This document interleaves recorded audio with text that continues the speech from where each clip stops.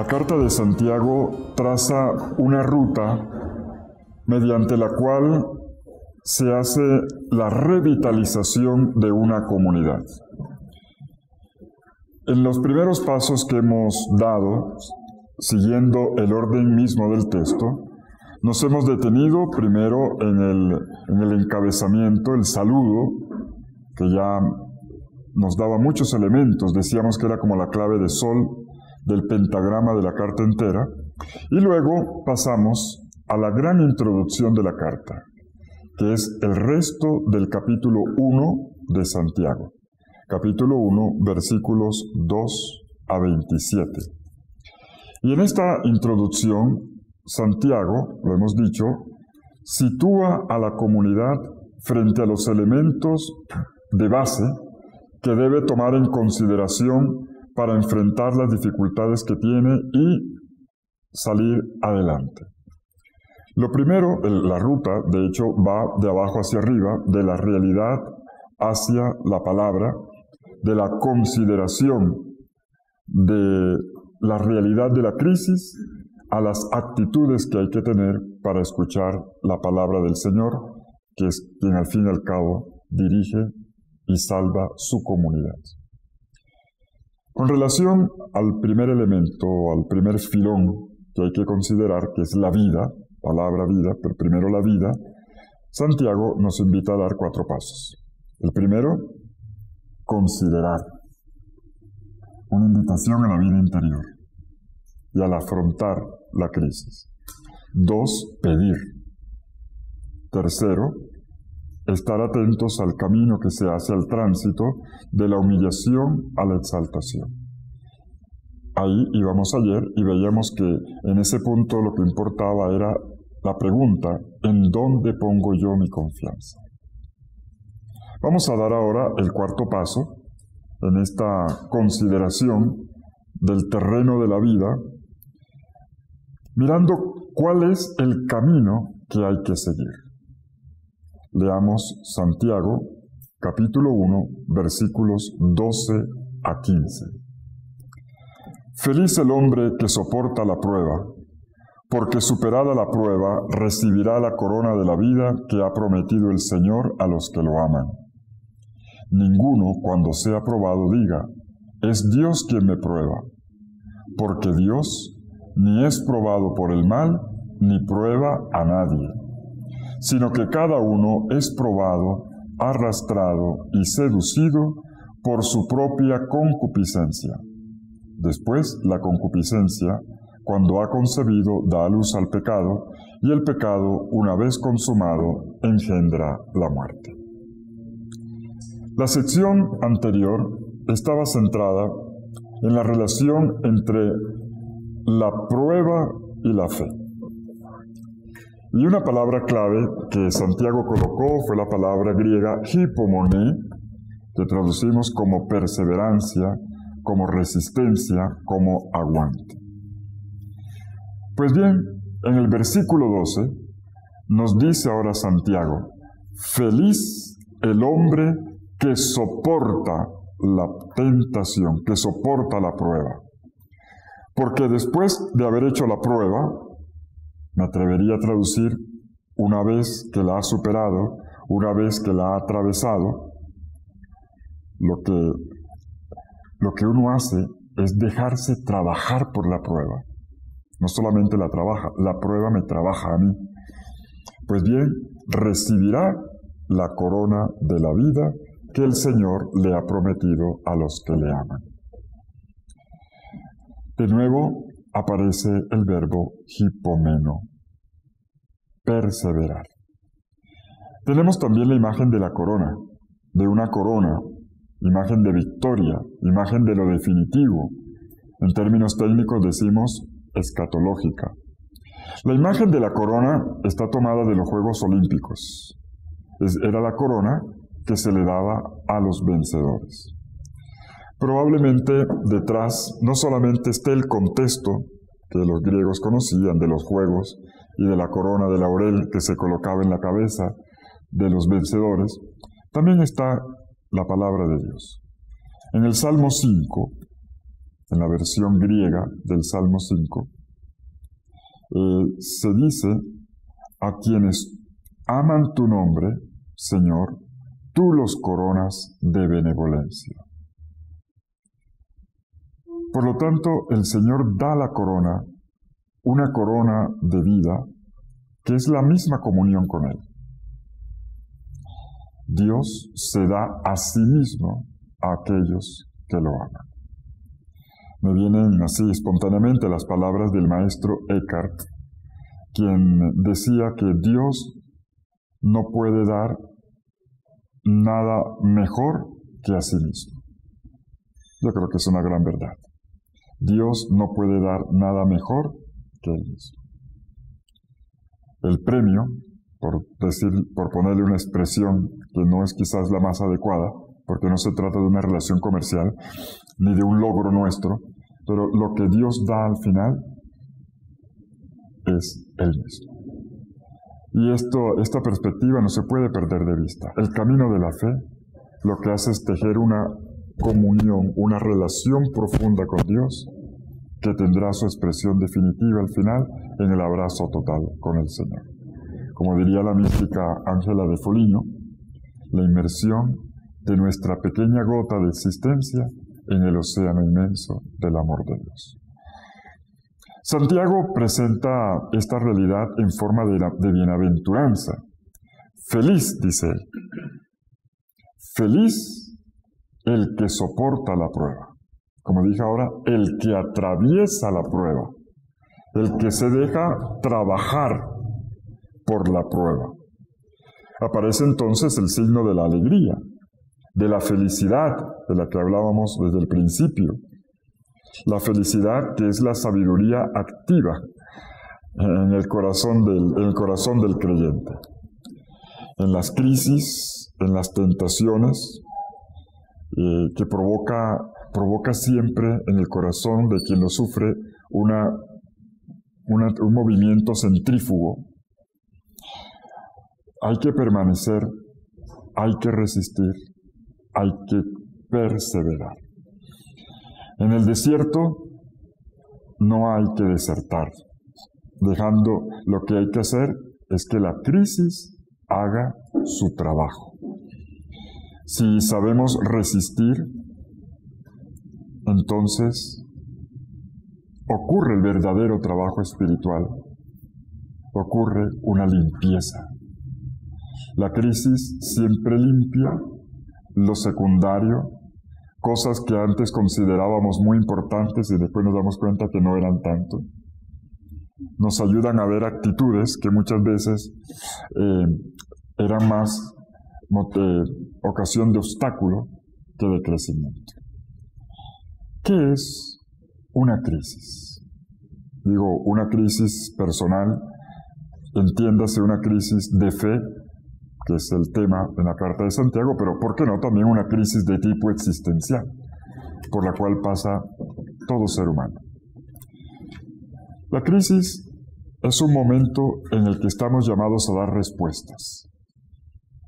En el que estamos llamados a dar respuestas a las preguntas, dándonos cuenta de que las respuestas que nos dábamos antes ya no llenan, ya no sirven, ya no nos dicen lo mismo.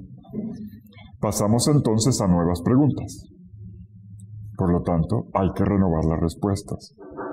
Se podría decir en otros términos, se trata de cambiar la lente de los ojos. Ver la realidad con una nueva mirada, a partir de aquel síntoma de desánimo que es la crisis.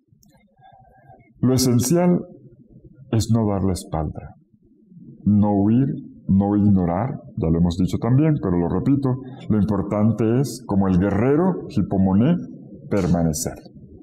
Permanecer y atravesar. No desertar, si bien muchas veces las tentaciones de fuga, las fuerzas centrífugas, sean tantas. Ocuparnos en otras cosas, caer en el activismo para rezar menos y no distraernos en muchas conversaciones y no afrontar el tema que el Señor nos está colocando en cada crisis. Es la manera como el Señor también se le ingenia para ponernos tema. Las cosas que Él considera que nosotros tenemos que trabajar. Luego, los versículos 13 a 15 ponen en el centro de nuestra atención la consideración de la relación del hombre con Dios. El tema de la debilidad humana. Dice Santiago con una claridad meridiana, Dios no tienta. Es cada uno el que se tienta, dice el texto. Ninguno, versículo 13, cuando sea probado, diga, es Dios quien me prueba. Porque Dios ni es probado por el mal, ni prueba a nadie. Y en el versículo 16 muestra la otra cara de la moneda. No es Dios quien prueba, entonces ¿quién prueba? ¿De dónde provienen las crisis? Versículo 14. Cada uno es probado, arrastrado y seducido por su propio deseo, por su propia concupiscencia. Tenemos una reflexión importante sobre la tentación, donde el término tiene un significado muy preciso. Aquí tentación quiere decir inducir al pecado. No estamos hablando de tentación en el sentido de educar. Por ejemplo, en Deuteronomio capítulo 8 se dice que Dios sometió al pueblo a prueba, pero está en un contexto educativo. Te eduqué como un padre educa a sus hijos. Santiago no lo está considerando en ese sentido, no lo desconoce, no lo niega, no está entrando en contradicción con otros ángulos del tema. Aquí está hablando de uno muy preciso. Dios no te empuja a pecar. Y hay que tener mucho cuidado porque hay una traducción del Padre Nuestro, creo que la que estamos utilizando ahora en castellano, la más reciente en la liturgia, fue muy cuidadosa. La traducción decía, no nos induzcas en la tentación. De hecho, porque el texto original griego, de hecho, permite esa traducción. Pero el sentido es, no nos dejes caer, como decimos en castellano.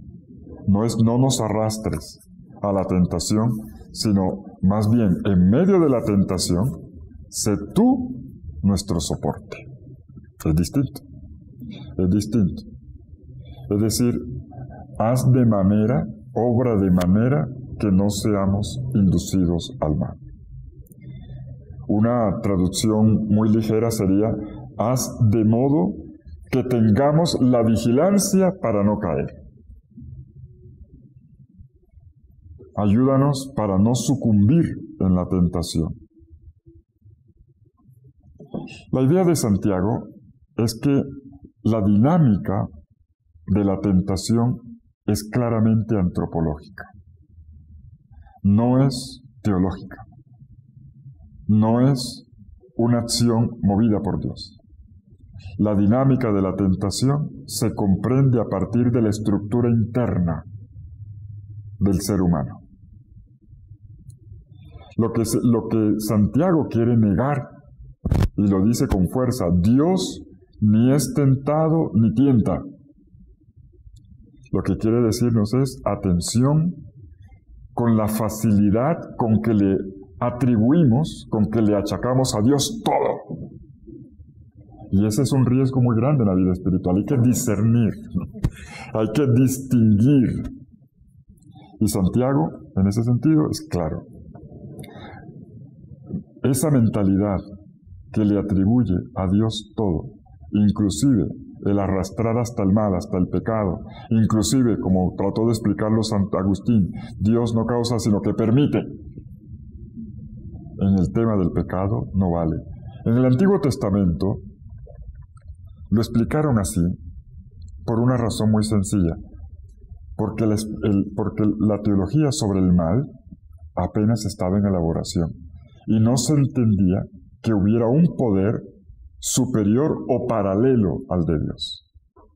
Por lo tanto, de Dios debía venir el bien como el mal.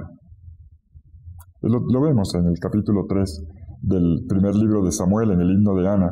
Dios da la muerte y la vida, Dios levanta y hunde, Dios hace el bien y el mal. Pero la revelación es progresiva. Y poco a poco, en la historia de la revelación bíblica, el tema del mal se va clarificando.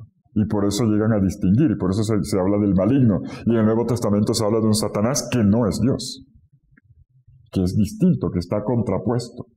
Poco a poco la revelación va clarificando.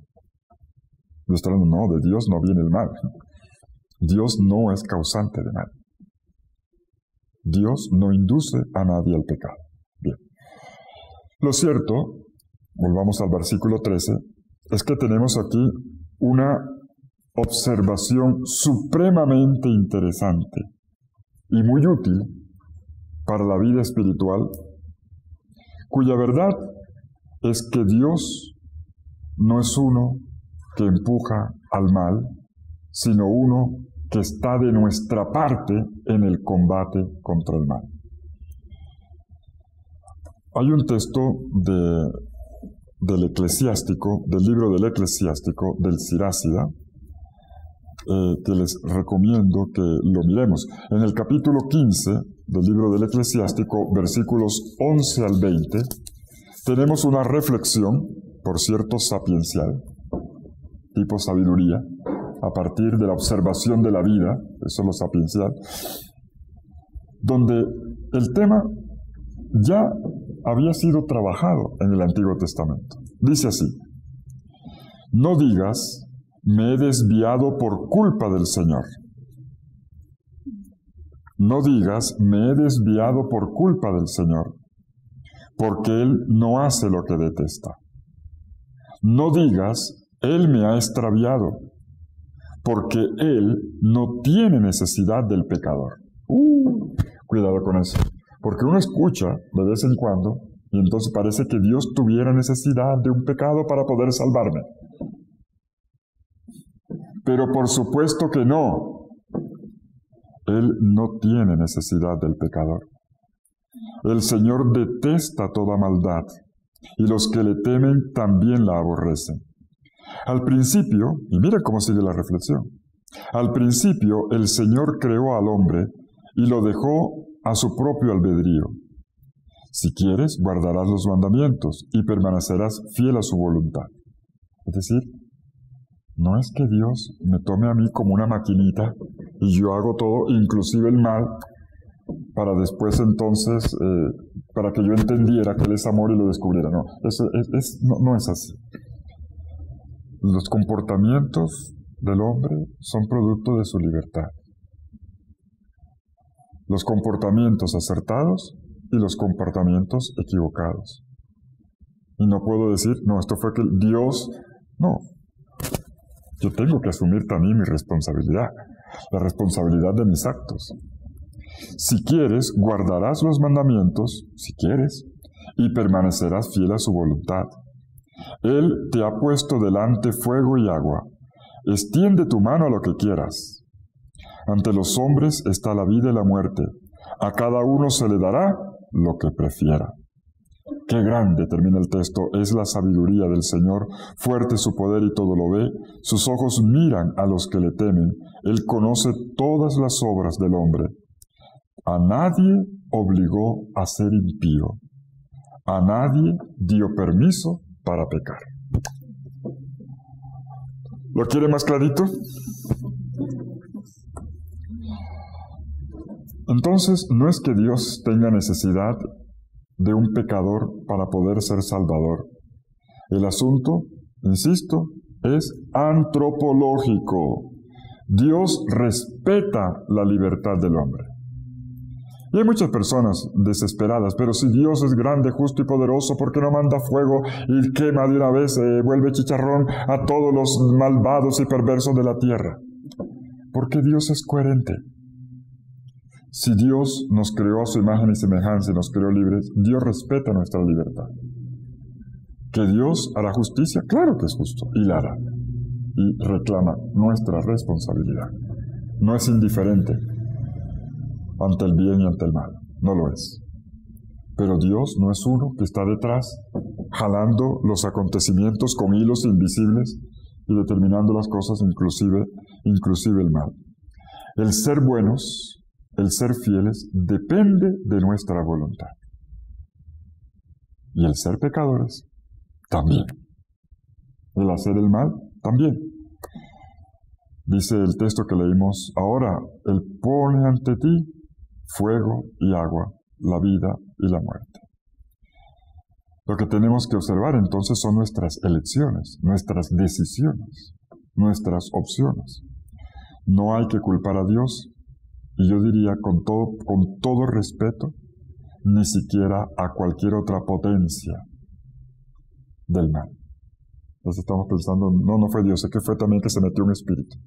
No, existe la libertad humana.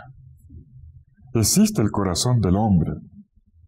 Y hay cosas que se mueven porque yo las hago, no porque otro me las haga hacer. Y a veces damos unas explicaciones un poco que en mi opinión no hacen honor a la verdad. Y no hacen bien tampoco a la gente. Santiago lo dice claramente, el asunto es de ustedes. Conózcanse a sí mismos. La tentación nace de la, voy a decirlo en griego, epitimía. Estamos en un curso de griego, entonces. De la epitimía. Epitimía significa pasión, impulso. Todos somos impulsos. El hombre es impulso. Y los impulsos no son en principio ni buenos ni malos. El asunto es hacia qué objeto se mueve y con qué intención. Ese es el problema. Pero todos somos impulsos. Todos somos impulsos. Esto se le llama técnicamente la concupiscencia. Ahí sí ya tiene, en el término ya tiene una connotación negativa. Pero en principio, epitimía es impulso. Atención con los impulsos. Hay que educar los impulsos. Hay que evangelizar los impulsos. Claro, una persona que no conoce a Dios, pues moverá los impulsos como considera. Evangeliza tus impulsos, educa tus impulsos, gobierna tus impulsos. Fíjense que desde ayer estamos viendo que hay un trabajo interior. Y ese es el trabajo de la sabiduría en Dios. Los versículos 14 y 15 nos van a trazar como una escalera. Miren, es como una escalera que parte del impulso a la epitimía, pero luego va, segundo, el tercer, el cuarto escalón, va haciendo el proceso. Y es un proceso al cual hay que ponerle atención. Por algo estamos ante un texto finamente elaborado. El esquema sigue el orden, tal cosa engendra esta. O sea, tal cosa lleva a la otra. Pero la primera es la epitimía, el impulso. Cada uno es probado, esta es la fuente de la tentación, cada uno es probado, arrastrado, seducido por su propia concupiscencia. Ese es el paso número 1 de la escalera. Y la fuente de todo. Diremos el problema mayor.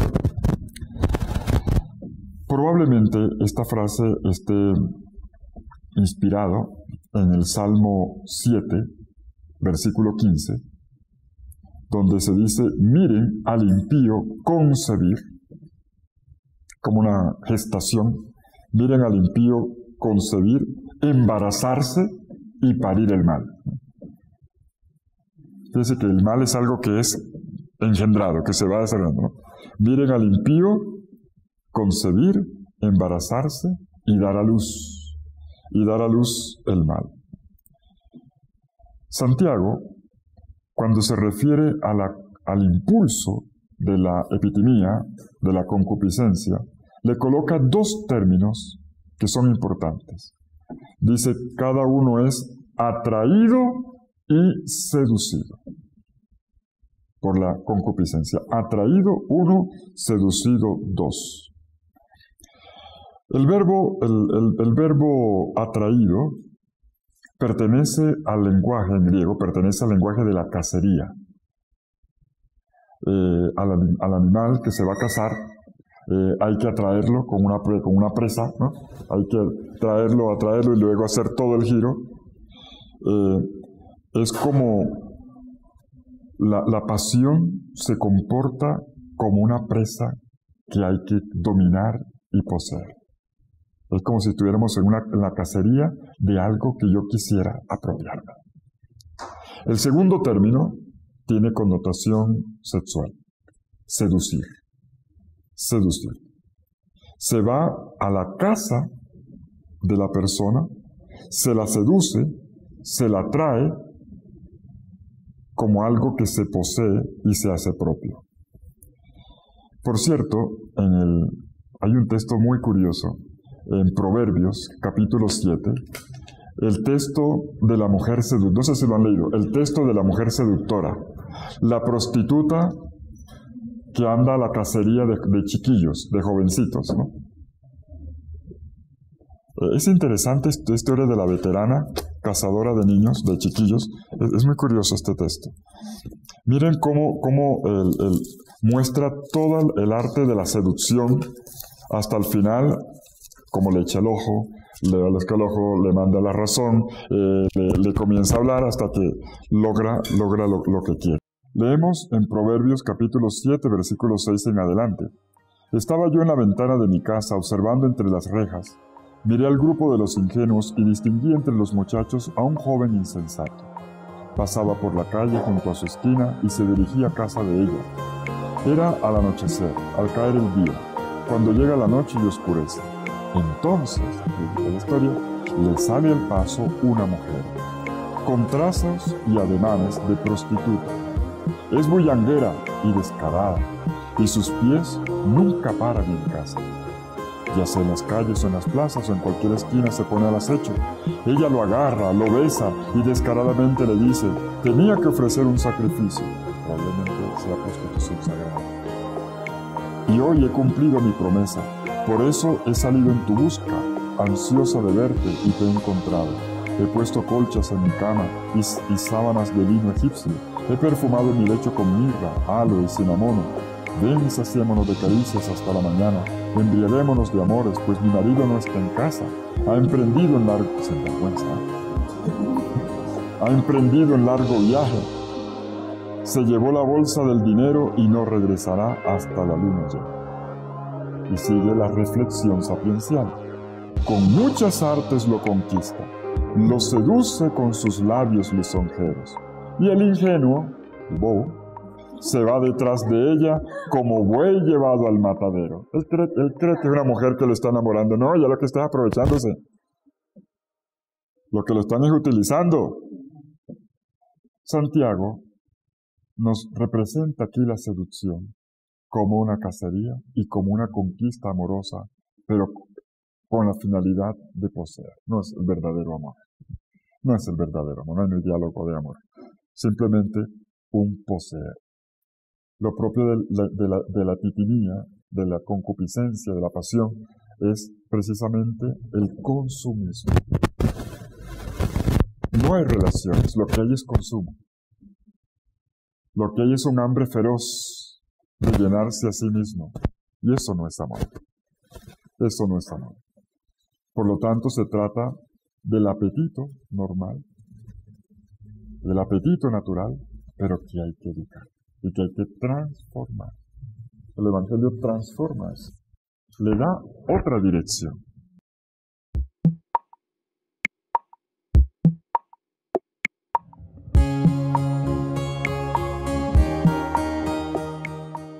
La concupiscencia aparece entonces enfocada a partir de dos verbos, el verbo del cazar y el verbo del seducir.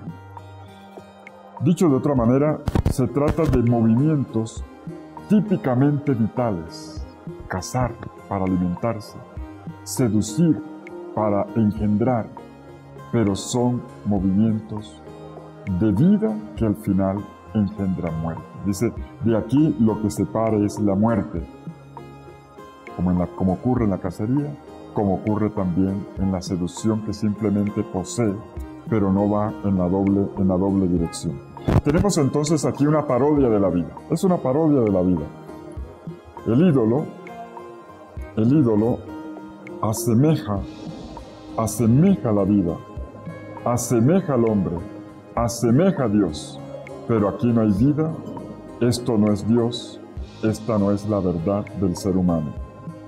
Se parece, te da una promesa de vida, pero en realidad lo que te da es solamente muerte y vaciedad.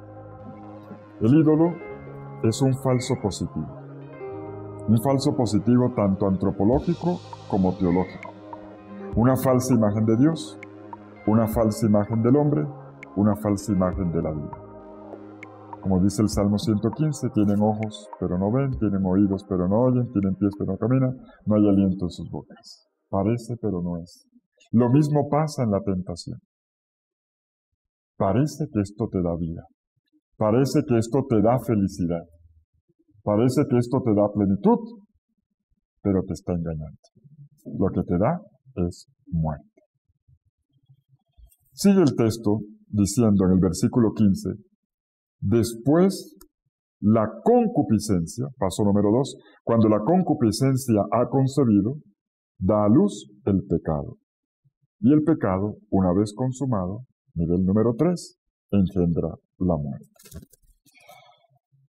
Aquí tenemos el hecho de que la pasión, la epitimía, es la que tienta al creyente con un movimiento que Santiago desarrolla con una precisión que sigue desarrollando. Primero, miren cómo ocurre, hay una sugestión externa, una invitación. Yo veo algo que me invita. Ahí está la seducción y la cacería, ¿no? Algo que me invita, lo que sea, así sea para comprar un par de zapatos. Algo que me provoca. Siempre entra por los ojos. Siempre entra por... Atención con eso, en esta cultura visual. Siempre entra por ahí. Hay una invitación. Hay un estímulo exterior que tiene un efecto interior. Luego, si yo a esta imagen le pongo atención y comienzo a dialogar con ella, a entrar en confianza, a aclimatarme, la hago entrar en mí, inmediatamente se convierte en una necesidad. Y entonces viene el acto, viene el consentimiento. Y si este consentimiento, yo lo repito, una y otra vez, se vuelve pasión. Santiago nos dice que lo que más hay que ponerle atención es al punto de partida. Hay un movimiento interior, humano, muy humano, que está en la base de toda tentación. La patrística, estos autores, estos padres de la Iglesia que en los primeros 5 siglos del cristianismo, tanto nos ayudaron a reflexionar nuestra fe, han trabajado, pero mucho, esto del proceso de la tentación. El impulso interior, la respuesta con el pecado y finalmente el resultado que es la muerte. Y nos han regalado páginas bellísimas, que por razón de tiempo no vamos aquí a considerar, pero tenemos textos preciosos sobre cómo vivir el combate espiritual, sobre todo a partir del primer momento. Vamos a pedirle por lo pronto al Señor, nosotros ahora, que nos ayude a vivir el combate, sobre todo en el primer paso. Todo está en el primer paso. En el momento en que el impulso, todos tenemos, necesita ser gobernado. Incluso me atrevo a decir, evangelizado. Dios y Padre nuestro, tú nos colmas con tus dones. Manda sobre nosotros, a lo largo de este curso, el don de tu Espíritu. Porque cada vez que tu palabra llega a nosotros, es tu Espíritu también quien habla y quien sopla sobre nosotros. Derrama sobre nosotros, Señor, por medio de tu Espíritu, tus dones, para que con ellos estemos mejor dispuestos a acoger la palabra de verdad y entrar en el camino de la vida, para estar mejor fortalecidos en el momento de la prueba, para estar más maduros y aquilatados, Señor, en este combate que no es fácil, que es duro de nuestra existencia. Danos, Señor, la gracia de salir cada vez más fortalecidos y victoriosos en el combate espiritual que acompaña cada día de nuestra vida. Amén. Amén. Señor Dios nuestro, nos acercamos a ti aproximándonos a tu santa palabra. Pon en nosotros tu Espíritu Santo, espíritu de inteligencia y de discernimiento, para que en tu palabra podamos discernir nuestra vida y reconocer tu rostro. Que de esta manera, Señor, aprendamos a hacer unidad entre nuestro hablar y nuestro hacer, entre el amor por ti y el amor a nuestro prójimo. Te lo pedimos por Jesucristo nuestro Señor. Amén. Con esta súplica del Espíritu que nos ayuda a escuchar la palabra, empezamos la segunda parte de la introducción. Hemos dicho reiterativamente que Santiago, que es un gran pedagogo, prepara a la comunidad para la gran exhortación central, para renovarla, para reavivarla en el Señor, colocando las dos bases. La primera, la consideración de la vida, y la segunda, la escucha de la palabra. Si en la consideración de la vida ya había aparecido una carencia, si alguno carece de sabiduría, pídala. Ahí estaba el problema. No saber vivir las pruebas, no saber vivir las crisis. Ese tema ya lo hemos abordado con los 4 pasos.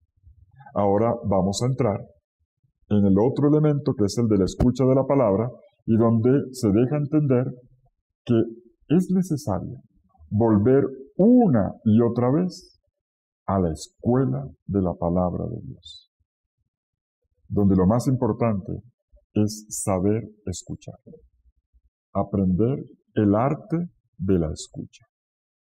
Segunda parte entonces, versículos 2, capítulo 1, segunda parte, capítulo 1, versículos 16 a 27. Podemos titularlo La escucha de la palabra como lugar de transformación y de construcción de la propia identidad. Santiago quiere inculcar en la comunidad 2 actitudes que no pueden faltar: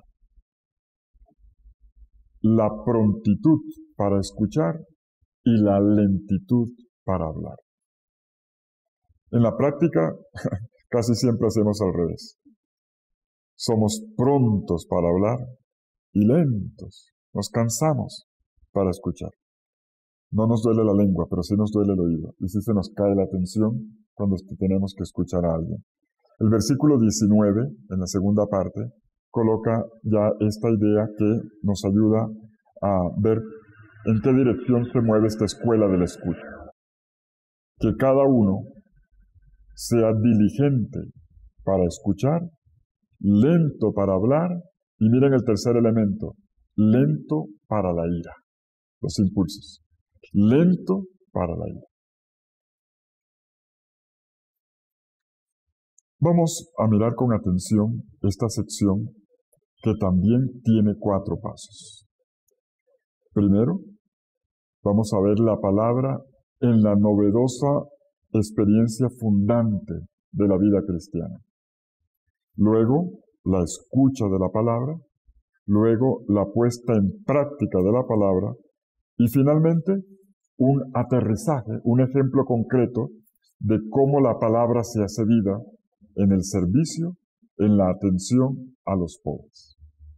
Comencemos, demos el primer paso en esta escuela de la escucha con la palabra en la novedosa experiencia fundante de la vida cristiana. Capítulo 1, versículos 16 a 18. Dice así: No os engañéis, hermanos míos queridísimos. Toda dádiva generosa y todo don perfecto vienen de lo alto y descienden del Padre de las luces, en quien no hay cambio ni sombra de mudanza. Por libre decisión nos engendró con la palabra de la verdad, para que fuésemos como primicias de sus criaturas. Palabra de Dios. Bueno, escuela de la palabra, primer paso. En primer lugar, Santiago hace una consideración sobre la realidad fundante de la vida cristiana. ¿Cuál es? El bautismo. En la sección anterior, Santiago había inculcado dos imperativos: considerad y pedid, ¿no? Analicen y pidan, advirtiendo sobre la resistencia, la hipomoné de la fe y el cuidado que hay que ponerle al peligro de una fe inmadura, dípsicos, ¿no? Doblez, sinónimo de inmadurez. Y en ese contexto, Santiago precisó el concepto de tentación, lo cual nos ocupó una parte de este curso. Ahora aparece otro imperativo. Atención con el imperativo del versículo 16. No os engañéis, hermanos míos queridísimos. Notemos la conexión interna con los dos elementos de la introducción de la carta, con el considerad y con el no. La relación que hay entre el considerad, con el que inició, y el no os engañéis, con el que comienza el segundo filón, el de la escuela de la palabra, de la escucha. No consideren, estén atentos, no se dejen engañar. El término engañar, en griego, el término original griego es no se dejen desviar. No se dejen desviar. Planao, en griego. No se dejen sacar del camino. De pronto, en lugar de traducir no os engañéis, quizás sea mejor traducir no os desviéis, ¿no? La expresión se apoya en un término que proviene del lenguaje religioso, pagano, del mundo mediterráneo del siglo I, después de Cristo, donde había un grupo de religiones que se llamaban religiones mistéricas. Era la religión de Mitra, la religión de Cibeles, la religión de Isis. Se llaman religiones mistéricas, en las cuales se hacía una especie de discipulado, no es discipulado, una iniciación progresiva del creyente, ¿no? Y se le iban entregando poco a poco los secretos de la religión. Pues bien, una persona principiante, un no iniciado, se consideraba como una persona que vagaba en la tierra sin saber para dónde iba. Santiago utiliza ese mismo lenguaje. ¿Quién es un cristiano? Un cristiano es una persona que tiene un camino. No es una persona que anda, como dice Paola, que tengo aquí al frente, no es una persona que anda a la topa tolondra. No es una persona que anda de aquí para allá. Por eso el no os desviéis. Un creyente sabe para dónde va. Sabe lo que quiere. Tiene una ruta y una dirección. Interesante que Santiago tome estos términos que eran tan comunes en el lenguaje popular, incluso del mundo religioso, para hablar aquello que es propio de la vida cristiana.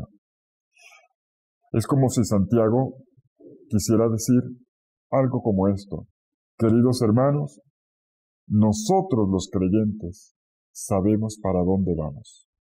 ¿Por qué? Porque seguimos al Padre de las Luces, que nos ilumina nuestro camino. Por eso, no se engañen pensando que son protagonistas del bien. No, todo lo bueno proviene de Dios. Solo Dios es dador de bien. Por lo tanto, tengan fe en Dios. Creo que esa es la idea que Santiago está intentando transmitir. Los miembros de la comunidad son personas que han entrado en un nuevo ámbito de vida. Entrar en el mundo bautismal, en la esfera de vida bautismal, es colocarse bajo la iniciativa creadora del Padre, que ha llevado a cabo su obra creadora máxima en la muerte y resurrección de Jesucristo. es el Padre.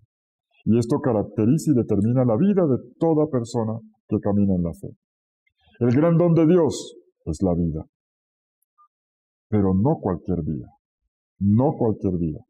La vida nueva inaugurada en la Pascua de Cristo y derramada en nuestros corazones por el amor en el Espíritu Santo.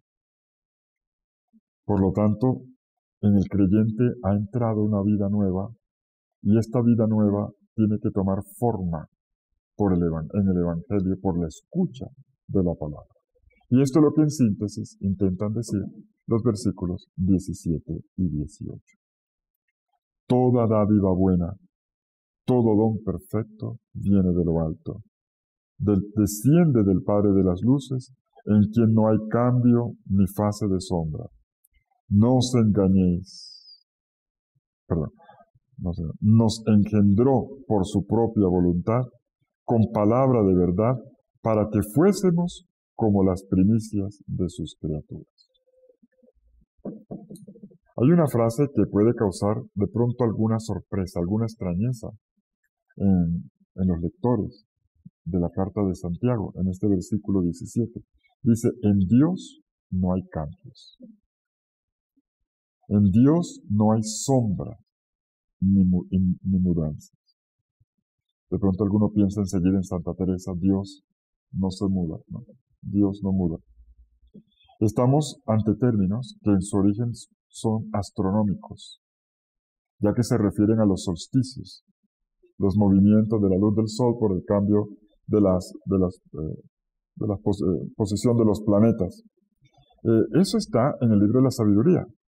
En el libro de la sabiduría, en el capítulo 7, versículos 7 al 19, dice así: Él me dio la verdadera ciencia de las cosas, para conocer la estructura del mundo y las propiedades de los elementos, el principio y el fin, el medio de los tiempos, la alternancia de los solsticios y la sucesión de las estaciones, los ciclos del año y las posiciones de los astros. ¿Por qué Santiago tiene necesidad de hablar de esto? Porque la gente en el mundo antiguo creía que Dios era el sol, que Dios era la luna, y que así como cambiaban los astros, Dios también cambiaba. Dios cambiaba. Santiago nos va a decir, hay una gran diferencia entre el Creador y la criatura. La criatura está marcada por la temporalidad. Dios no. Dios no. En el Salmo 102, versículo 27, hay una oración que a mí me parece muy bonita porque yo le llamo la oración del enfermo chantajista, que le dice al enfermo, claro, como tú eres eterno, en cambio yo me voy a morir, no, todo pasa, ¿no? Interesante la manera como le habla a Dios. Por lo tanto, tenemos un atributo de Dios que es la eternidad. Dios está fuera de la esfera del tiempo. El hombre, en cambio, está dentro del tiempo. Pero viene otro atributo de Dios. Este Dios inmutable y eterno, inmutable, que no cambia, es el dador de toda dádiva generosa y de todo don perfecto. Dios es la fuente de todo don. Esto es precioso, de todo don. Y el don tiene dos características. Es generoso, agatos, es perfecto. Teleios, se dice en griego. ¿Por qué Santiago? Vuelvo y me pregunto por qué dice esto. Por lo que en algún momento de este curso ya aludimos. Porque había una figura en el mundo social que tenía el título de benefactor. No era uno, eran muchos. Eran personas más o menos adineradas que recibían como clientes, y ellos en calidad de patrones, a las personas más desfavorecidas. Pero sus dones no eran perfectos. Ellos ayudaban a la gente, pero en el fondo se aprovechaban de la gente. Eso, la dinámica era una dinámica al final perversa. Yo te ayudo a ti para que tú me ayudas a mí, de manera que tú sigues siendo pobre para que yo siga siendo rico. Esa es la dinámica del clientelismo. Y en la cual aquí ya hay una crítica. En la comunidad, en las comunidades de Santiago, había personas que eran muy generosas. Las que daban más limosna, las que daban la ayuda, pero después reclamaban su parte.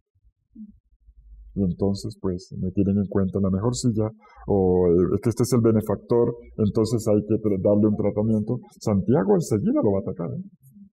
Cuidado. Va a decir, cuidado con eso. Cuidado con eso. Miremos en primer lugar a Dios. El Dios inmutable es el dador de todo don, generoso y perfecto. Cuidado con la perversión del don, ¿eh? Cuidado con la corrupción, inclusive en la aparente generosidad. La manera como se presenta aquí la palabra don merece una pequeña reflexión. Porque don es de esas palabras que para nosotros siempre suena bonita. Es una palabra buena, es una palabra santa. Pero sabemos que hay un don que es chantajista porque siempre espera la contraparte. Y esto nos puede pasar en la relación con Dios. Yo tanto que he ayudado en la iglesia y miren lo que me pasa. Tanto bien que he hecho por los demás y entonces miren cómo me trata Dios. Hay que desconfiar de ciertos dones, de ciertas generosidades. Hay que discernirlas, porque muchas veces pueden venir con doble intención.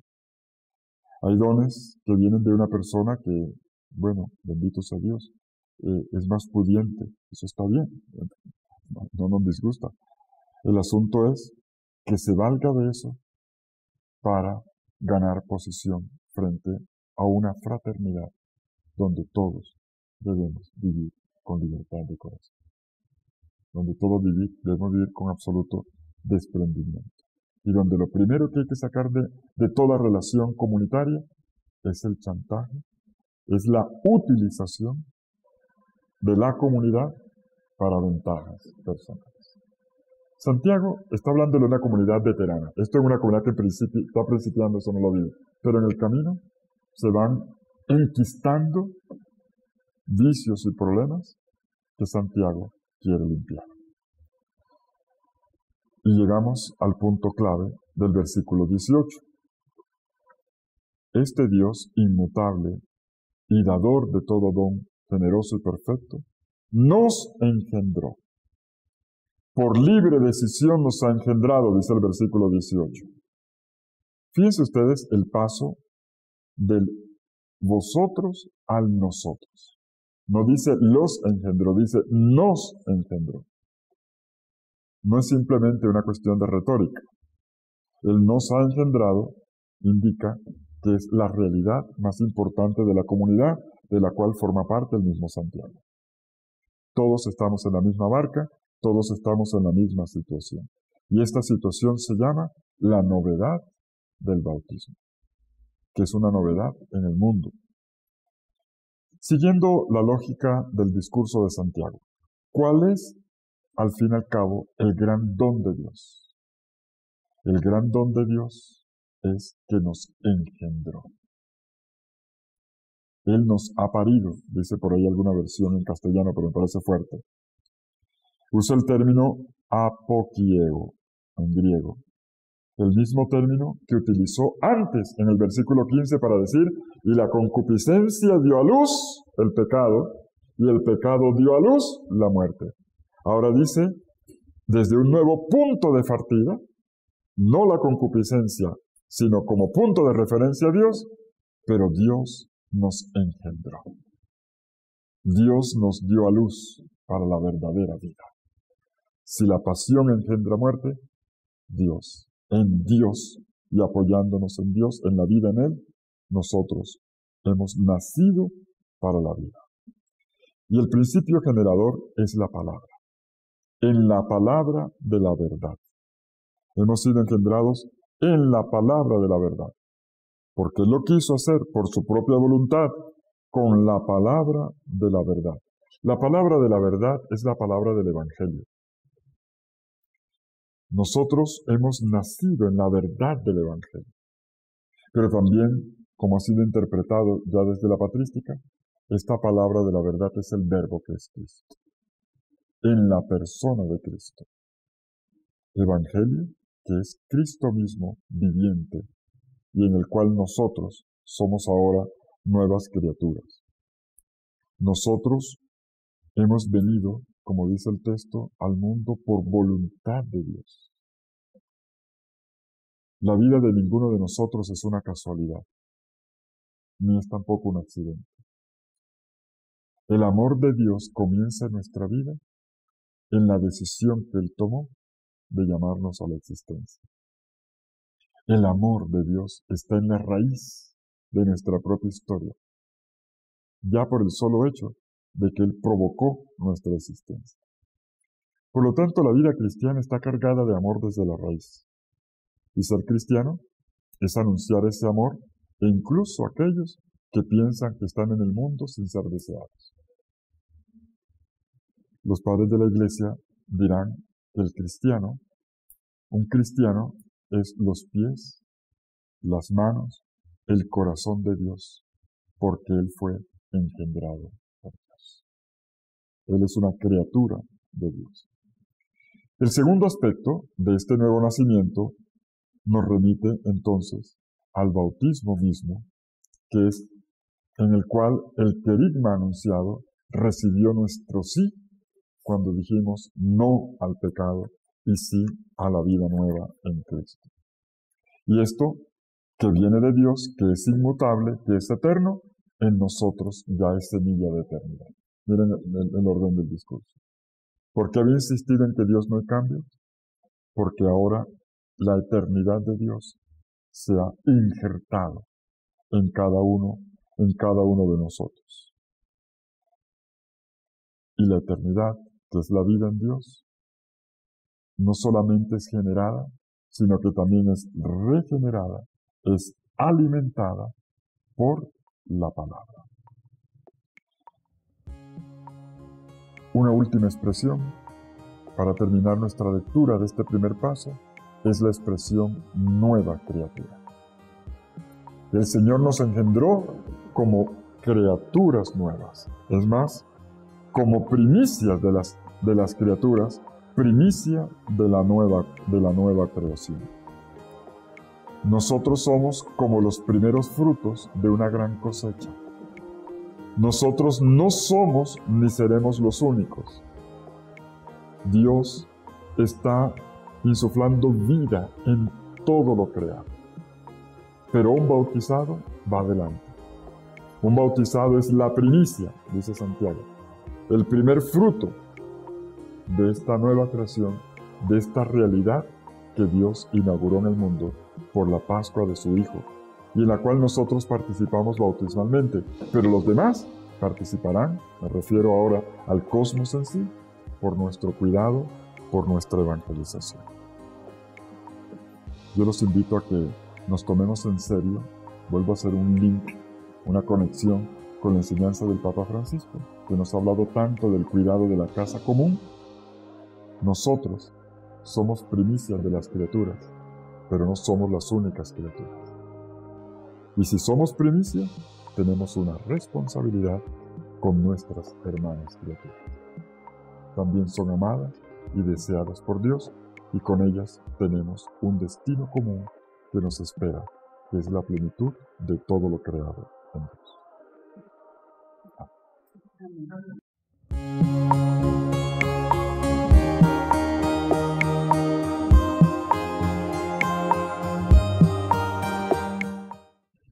La felicidad, que es la sabiduría activa en el corazón del creyente. En las crisis, en las tentaciones, que provoca siempre en el corazón de quien lo sufre un movimiento centrífugo. Hay que permanecer, hay que resistir, hay que perseverar. En el desierto no hay que desertar, dejando lo que hay que hacer es que la crisis haga su trabajo. Si sabemos resistir, entonces ocurre el verdadero trabajo espiritual, ocurre una limpieza. La crisis siempre limpia lo secundario, cosas que antes considerábamos muy importantes y después nos damos cuenta que no eran tanto. Nos ayudan a ver actitudes que muchas veces eran más ocasión de obstáculo que de crecimiento. ¿Qué es una crisis? Digo, una crisis personal, entiéndase una crisis de fe, que es el tema en la Carta de Santiago, pero ¿por qué no también una crisis de tipo existencial, por la cual pasa todo ser humano? La crisis es un momento en el que estamos llamados a dar respuestas, en el que estamos llamados a dar respuestas a las preguntas, dándonos cuenta de que las respuestas que nos dábamos antes ya no llenan, ya no sirven, ya no nos dicen lo mismo. Pasamos entonces a nuevas preguntas. Por lo tanto, hay que renovar las respuestas. Se podría decir en otros términos, se trata de cambiar la lente de los ojos. Ver la realidad con una nueva mirada, a partir de aquel síntoma de desánimo que es la crisis. Lo esencial es no dar la espalda, no huir, no ignorar, ya lo hemos dicho también, pero lo repito, lo importante es, como el guerrero Hippomoné, permanecer. Permanecer y atravesar. No desertar, si bien muchas veces las tentaciones de fuga, las fuerzas centrífugas, sean tantas. Ocuparnos en otras cosas, caer en el activismo para rezar menos y no distraernos en muchas conversaciones y no afrontar el tema que el Señor nos está colocando en cada crisis. Es la manera como el Señor también se le ingenia para ponernos tema. Las cosas que Él considera que nosotros tenemos que trabajar. Luego, los versículos 13 a 15 ponen en el centro de nuestra atención la consideración de la relación del hombre con Dios. El tema de la debilidad humana. Dice Santiago con una claridad meridiana, Dios no tienta. Es cada uno el que se tienta. Dice el texto. Ninguno, versículo 13, cuando sea probado, diga, es Dios quien me prueba. Porque Dios ni es probado por el mal, ni prueba a nadie. Y en el versículo 16 muestra la otra cara de la moneda. No es Dios quien prueba, entonces ¿quién prueba? ¿De dónde provienen las crisis? Versículo 14. Cada uno es probado, arrastrado y seducido por su propio deseo, por su propia concupiscencia. Tenemos una reflexión importante sobre la tentación, donde el término tiene un significado muy preciso. Aquí tentación quiere decir inducir al pecado. No estamos hablando de tentación en el sentido de educar, por ejemplo, en Deuteronomio capítulo, los Juegos Olímpicos. Era la corona que se le daba a los vencedores. Probablemente detrás no solamente esté el contexto que los griegos conocían de los juegos y de la corona de laurel que se colocaba en la cabeza de los vencedores, también está la palabra de Dios. En el Salmo 5, en la versión griega del Salmo 5, se dice, a quienes aman tu nombre, Señor, tú los coronas de benevolencia. Por lo tanto, el Señor da la corona una corona de vida que es la misma comunión con Él. Dios se da a sí mismo a aquellos que lo aman. Me vienen así espontáneamente las palabras del maestro Eckhart, quien decía que Dios no puede dar nada mejor que a sí mismo. Yo creo que es una gran verdad. Dios no puede dar nada mejor que Él mismo.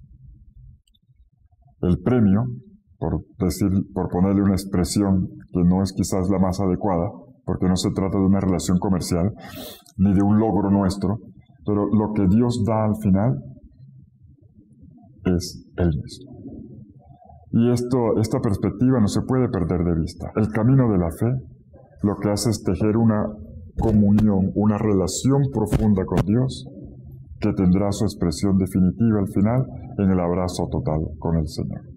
Como diría la mística Ángela de Foligno, la inmersión de nuestra pequeña gota de existencia en el océano inmenso del amor de Dios. Santiago presenta esta realidad en forma de bienaventuranza. Feliz, dice él. Feliz el que soporta la prueba. Como dije ahora, el que atraviesa la prueba. El que se deja trabajar por la prueba. Aparece entonces el signo de la alegría, de la felicidad de la que hablábamos desde el principio, a consideración del terreno de la vida, mirando cuál es el camino que hay que seguir. Leamos Santiago, capítulo 1, versículos 12 a 15. Feliz el hombre que soporta la prueba, porque superada la prueba recibirá la corona de la vida que ha prometido el Señor a los que lo aman. Ninguno, cuando sea probado, diga, es Dios quien me prueba, porque Dios ni es probado por el mal, ni prueba a nadie, sino que cada uno es probado, arrastrado y seducido por su propia concupiscencia. Después, la concupiscencia, cuando ha concebido, da a luz al pecado, y el pecado, una vez consumado, engendra la muerte. La sección anterior estaba centrada en la relación entre la prueba y la fe. Y una palabra clave que Santiago colocó fue la palabra griega hypomone, que traducimos como perseverancia, como resistencia, como aguante. Pues bien, en el versículo 12 nos dice ahora Santiago, feliz el hombre que soporta la tentación, que soporta la prueba. Porque después de haber hecho la prueba, me atrevería a traducir, una vez que la ha superado, una vez que la ha atravesado, lo que uno hace es dejarse trabajar por la prueba. No solamente la trabaja, la prueba me trabaja a mí. Pues bien, recibirá la corona de la vida que el Señor le ha prometido a los que le aman. De nuevo aparece el verbo hipomeno, perseverar. Tenemos también la imagen de la corona, de una corona, imagen de victoria, imagen de lo definitivo. En términos técnicos decimos escatológica. La imagen de la corona está tomada de